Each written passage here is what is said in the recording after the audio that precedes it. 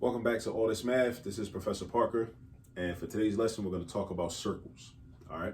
Now, we're not really talking about circles in the geometric sense, but we're going to talk about circles in the context of pre-calculus, right? And you actually might see this kind of work in an Algebra 2 class, maybe toward the end, But what we're going to do is we're going to find a piece of information about a circle. We're going to find the radius of a circle based on the equation that represents the circle.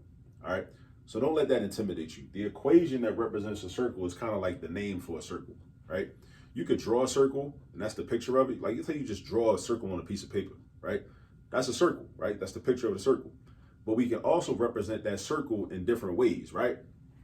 If I drew a coordinate plane, you got your y-axis and your x-axis, and I wanted to know exactly where a particular circle would be on that coordinate plane.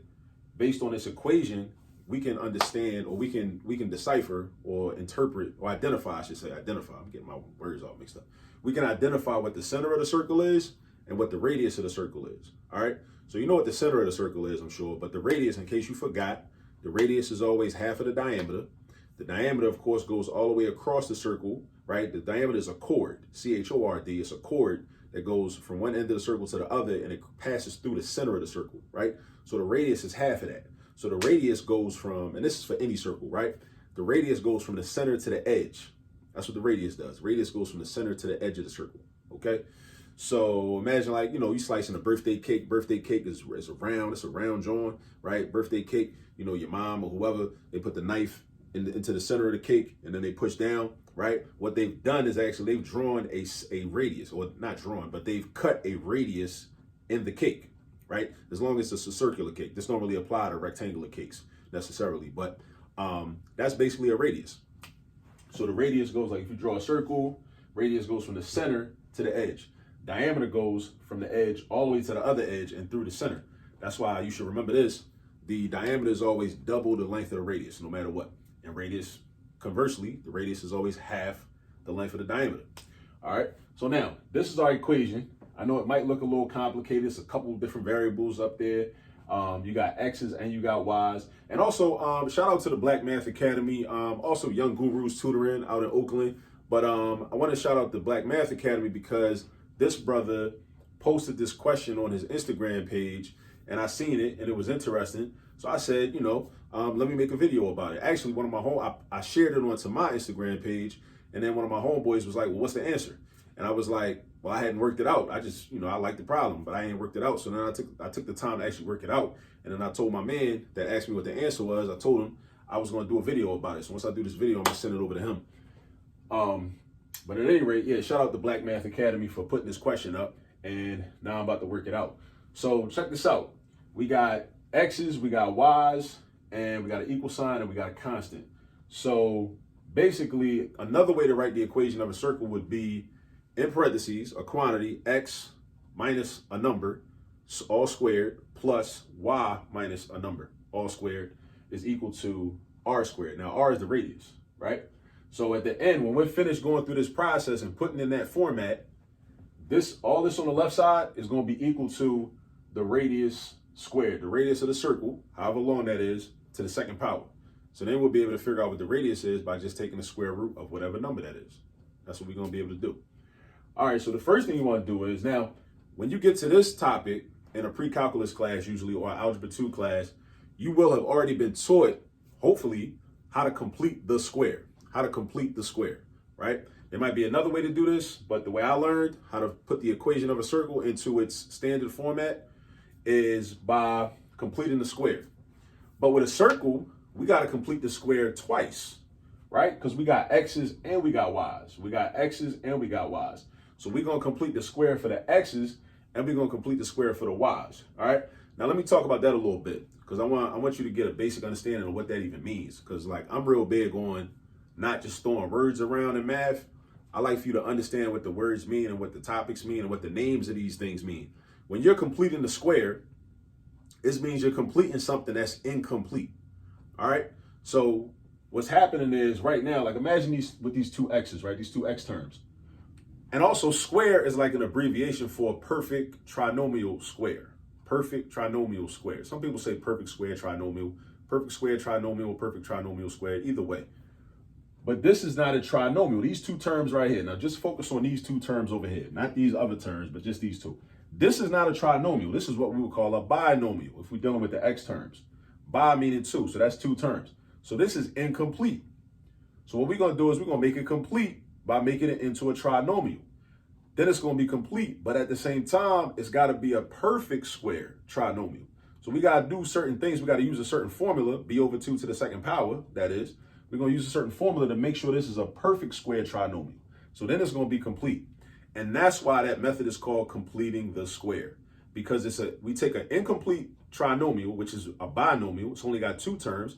And we're going to use a formula, b over 2 to the second power. We're going to use that. And then we're going to put that number on it. We're going to add that number to the binomial. And now we got a trinomial. So now it's complete. And then from there, we can go and, figure out other information and solve the equation. Because usually we complete the square when we're dealing with solving quadratic equations. Because that's another option we got. Like if you don't want to use quadratic formula, if you don't want to factor, or if you can't factor, if you can't use the square root property or square root method, completing the square is another method for us. All right, so what does this look like? It looks like this. But also another thing is this too. Before we complete the square, we got to make sure that our quadratic terms, right, the coefficients of our quadratic terms are all 1. So this is a 2. That's a problem. This is a 2. That's a problem. But this is going to be kind of easy because they're both 2. So we got to get rid of those 2's and turn them into 1's. How do we do that? We divide by 2. Because I know that 2 divided by 2 is 1, and 2 divided by 2 is still 1. But it's an equation. So I can't just be like, all right, well, I want this to be a 1x squared. So I'm going to just change this joint to an x squared. Divide this by 2 and just divide this by 2 and leave everything else alone. Nah, you can't do that. You got to keep everything consistent and balanced.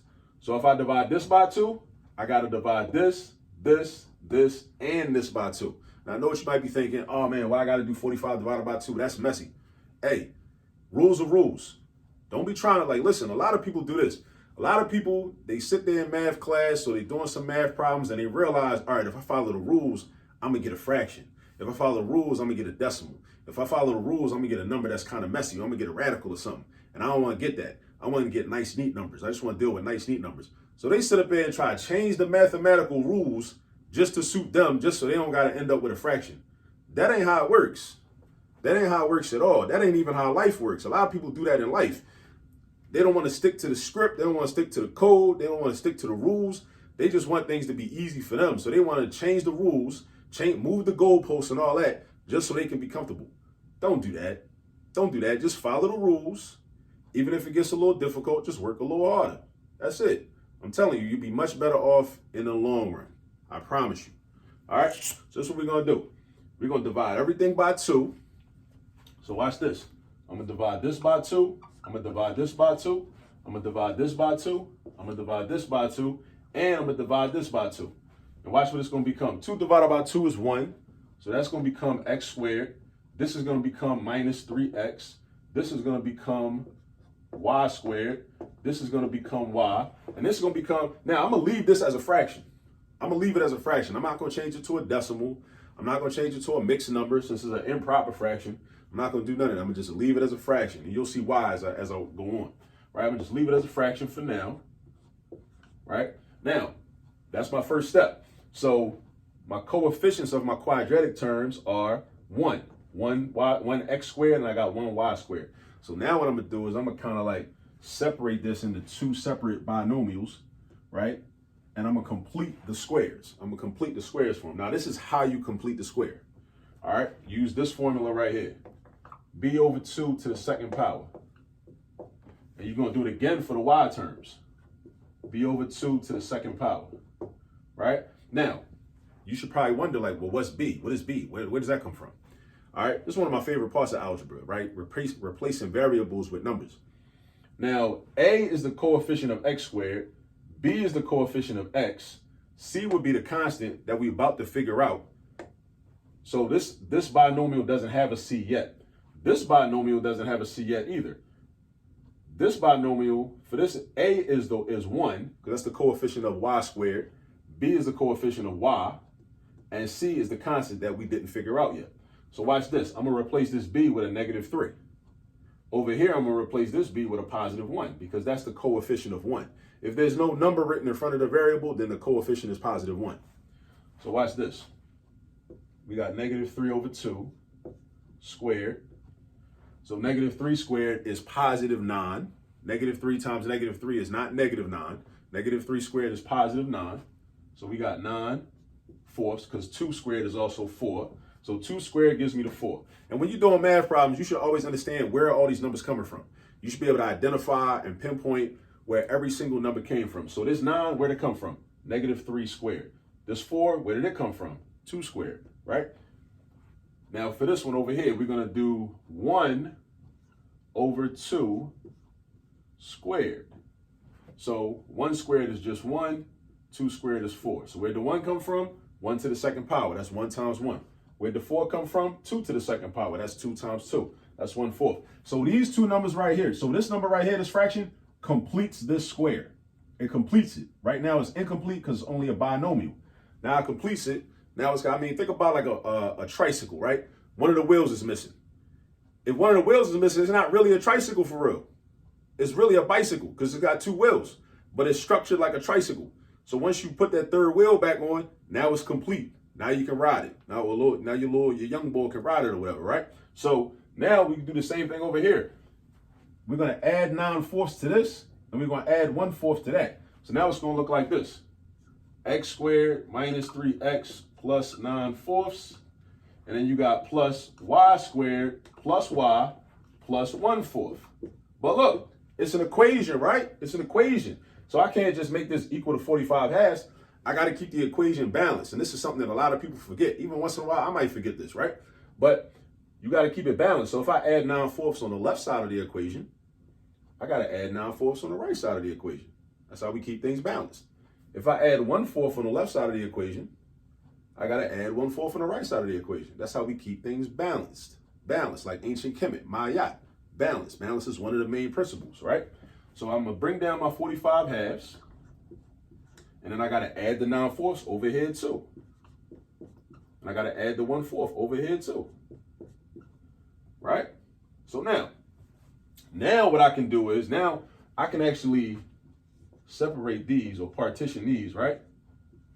Because I can factor these, right? These are perfect square trinomials. And there's a very easy way, a straightforward way, but you got to know it. You got to know what it is. It's not going to be easy if you don't know it.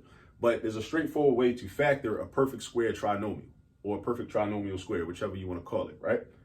If it's a perfect square trinomial, and we know it is because we use this formula.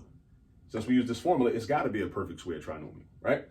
So, and of course, it's a perfect square trinomial if your first term is a perfect square, your last term is a perfect square, and the middle term is equal to or the opposite of the square root of each of these multiplied by each other and then doubled. I know I just said a whole lot, but it just is what it is. I just wanted to put that out there. I didn't really have to explain that because it's not germane to my next step anyway, but I just wanted to put it out there. So look, when you factor this is what you do. You write one set of parentheses and put an exponent 2 outside, right? One set of parentheses, put an exponent 2 outside. You take the square root of the first term, which would be x, because the square root of x squared is just x. So you put the x right here. You take the square root of the last term, which incidentally is going to be what b over 2 squared was, right? Square root of 9 is 3, square root of 4 is 2. So you're going to put 3/2 right there. Now you should be wondering, what sign is going to go in between those terms? Should I put a plus sign, minus sign, multiplication sign, division sign? It's always going to be a plus or a minus sign. And it's always going to be the same sign as the middle term had in the trinomial.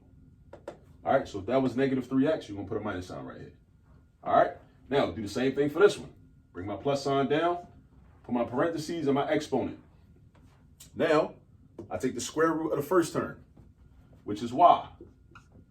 I take the square root of the last term, which is 1/2, which is also incidentally what we started with when we threw it into the b over 2 squared formula. So I'm going to have 1/2, and I'm going to use a plus sign because that was a plus sign. Just like I used a minus sign because that was a minus sign.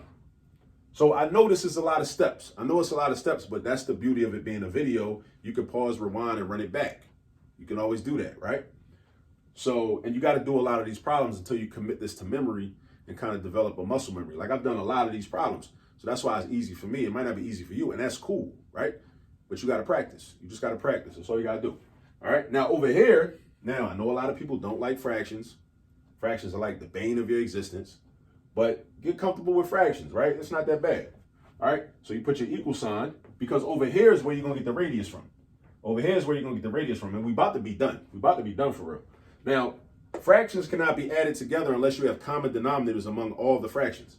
This is a 4 and this is a 4. So I could add these two together and get 10/4. But that's a 2. So I can't add 10/4 and 45 halves, right?